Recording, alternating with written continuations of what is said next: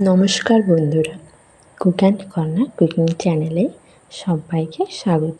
আজ আবারও চলে এলাম আরেক পুরনো দিনের রেসিপি নিয়ে। তার জন্য লাউ শাক ও তার ডাঁটা কেটে রেখেছি, আর আলু বেগুন কেটে রেখেছি।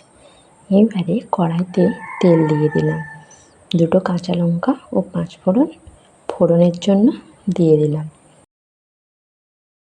ফোড়নটি ভাজা হয়ে গিয়েছে, এবারে বেগুন দিয়ে দিলাম।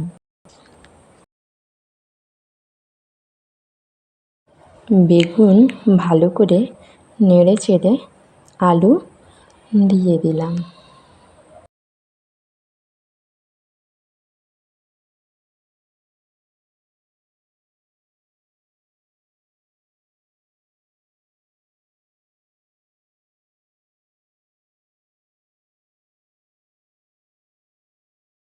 আলু বেগুন ভালো করে ভেজে নিয়ে লাউ শাক দিয়ে দিলাম।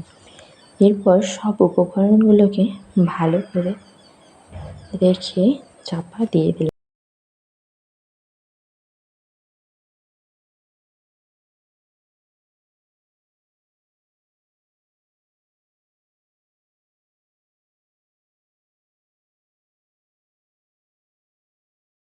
প্রায় অর্ধেক রান্না হয়ে এসেছে। এরপর নুন, হলুদ ও জিরে গুঁড়ো অ্যাড করে দিলাম।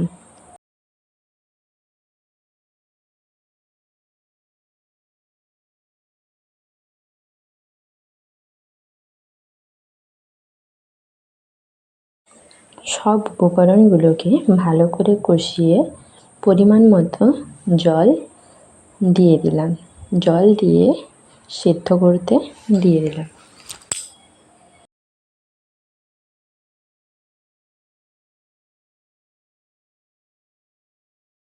সবজিটা সেদ্ধ হয়ে গিয়েছে।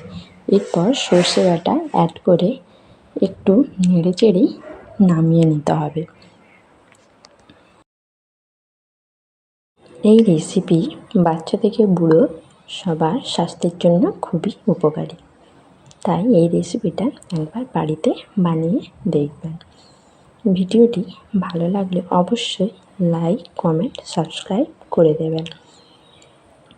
আমার চ্যানেলে আরও নতুন নতুন ভিডিও আসার জন্য অল নোটিফিকেশান অন করে নিতে হবে।